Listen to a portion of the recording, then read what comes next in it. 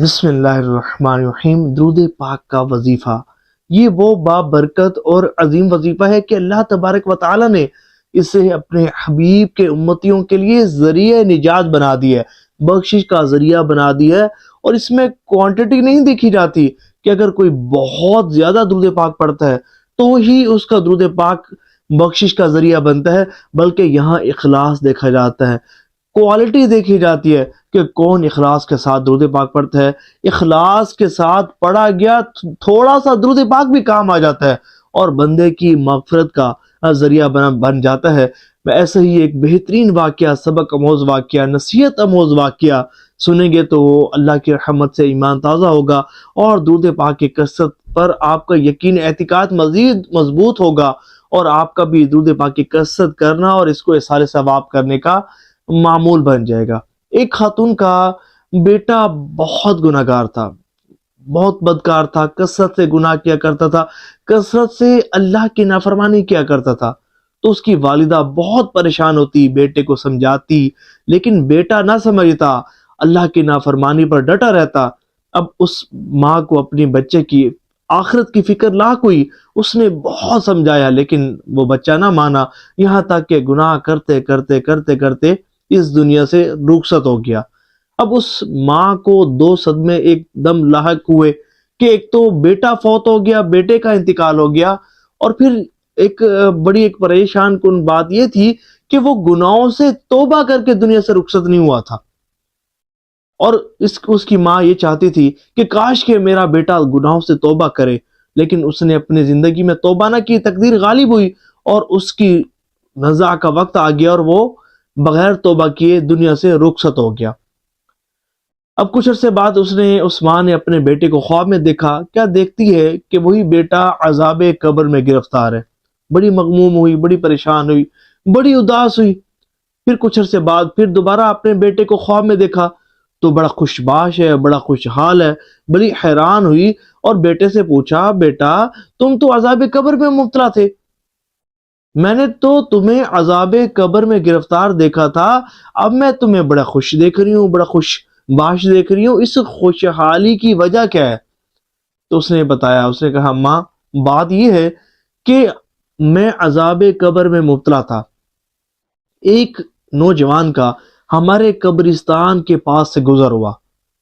وہ بھی گناہ گار شخص تھا، لیکن جب اس نے قبروں کی ویرانی دیکھی، قبرستان کی ویرانی دیکھی تو اس کا دل چوٹ کھا گیا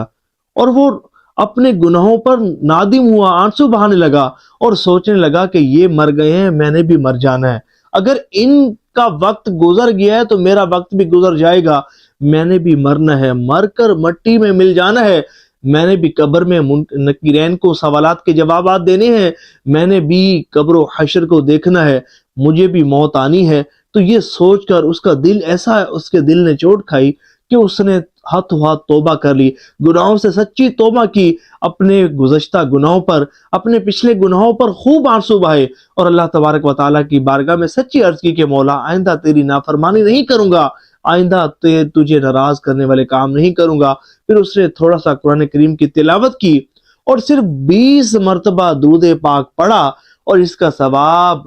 ہم قبرستان والوں کو بخش دیا،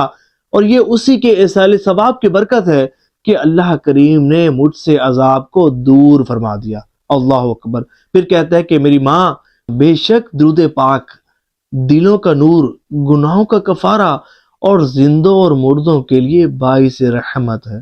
سبحان اللہ۔ اے عاشقان رسول، دیکھیں درود پاک کتنی بڑی دولت ہے کہ صرف 20 مرتبہ اس نے پڑھا تھا اور اللہ کریم نے اس مردے کی بخشش فرما دی تھی۔ اس واقعے سے 3 باتیں ہمیں سیکھنے کو ملتی ہیں، بڑی سبق آموز ہیں، ضرور سنیے گا، اللہ نے چاہا تو بہت زیادہ فائدہ ہوگا۔ دیکھیں ایک سبق یہ ملتا ہے کہ توبہ میں سستی نہیں کرنی چاہیے۔ دیکھیں بتقاضے بشریت بندہ ہے، گناہ ہو جاتے ہیں، لیکن فرمایا گیا کہ بہترین خطا کار وہ ہے کہ جو خطا کے بعد سچی توبہ کرتا ہے۔ تو دیکھیں موت کا وقت تو مقرر ہے، لیکن یہ نہیں پتا کہ کلمہ شریف پڑھتے ہوئے موت آئے گی یا نہیں آئے گی، ایمان کی حالت سے ہم اس دنیا سے رخصت ہوں گے یا نہیں ہوں گے۔ مجھے یہ بتائیں کہ یوں ہی گناہ کرتے کرتے قبر میں اتر گئے تو ہمارا کیا بنے گا؟ اگر گناہوں کی نحوست کے سبب ہماری قبر میں ہمارے جسموں پر سانپ اور بچھو مسلط کر دیے گئے تو ہمارا کیا بنے گا؟ اگر گناہ کرتے کرتے یوں ہی قبر میں اتر گئے اور ہماری قبر کو انگاروں سے بھر دیا گیا تو ہمارا کیا بنے گا؟ یقیناً ہم برباد ہو جائیں گے، ہم اللہ کے عذاب کا کروڑواں حصہ بھی برداشت نہیں کر پائیں گے، یقیناً تباہی اور بربادی ہمارا مقدر بنے گی اگر ہم توبہ کیے بغیر اس دنیا سے رخصت ہو جائیں گے۔ تو میرے سننے والے ہر بھائی اور بہن کو میں نصیحت کرتا ہوں، میرے بھائی، بے شک مرنا ہے، آخر موت ہے، کر لے جو کرنا ہے، آخر موت ہے، سچی گناہوں سے سچی پکی توبہ کرو۔ یہ بھی کوئی زندگی ہے جو اللہ کو ناراض کرنے والی، اللہ کی نافرمانی والی، گناہوں بری زندگی ہے؟ یہ کیا زندگی ہے؟ زندگی تو عبادت گزاروں کی ہے کہ جو دن رات جا کر اللہ کی عبادت کرتے ہیں، اپنے اوقات کو ذکر و اذکار کر کے قیمتی بناتے ہیں، درود پاک پڑھ کر قیمتی بناتے ہیں، تلاوت قرآن کریم کر کے قیمتی بناتے ہیں، اللہ کو راضی کرنے والے کام کرتے ہیں، تو ان کا رب بھی ان سے راضی ہوتا ہے اور ایسوں کو اللہ کریم اپنی جنت میں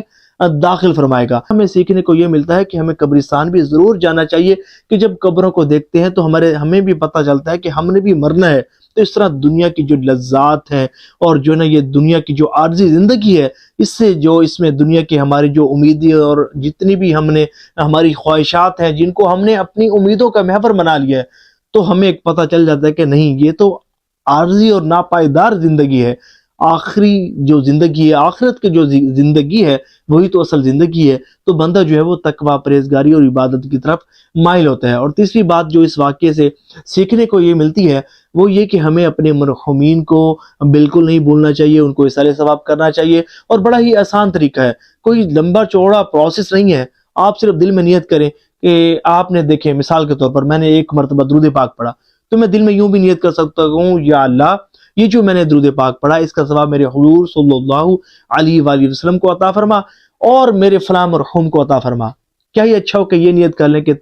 یہ جو میں نے درود پاک پڑھا اس کا ثواب تمام مؤمنین مؤمنات، مسلمین مسلمات کو پہنچا۔ اس کا فائدہ یہ ہوگا کہ حضور صلی اللہ علیہ وآلہ وسلم نے ارشاد فرمایا کہ جو تمام مسلمانوں کو احسان ثواب کرے گا تو اللہ تبارک و تعالیٰ ان تمام کی تعداد کے برابر اسے نیکیاں عطا فرمائے گا۔ اب تصور کریں کہ روئے زمین پر اس وقت کروڑوں مسلمان ہیں اور کروڑوں اس دنیا سے رخصت ہو گئے،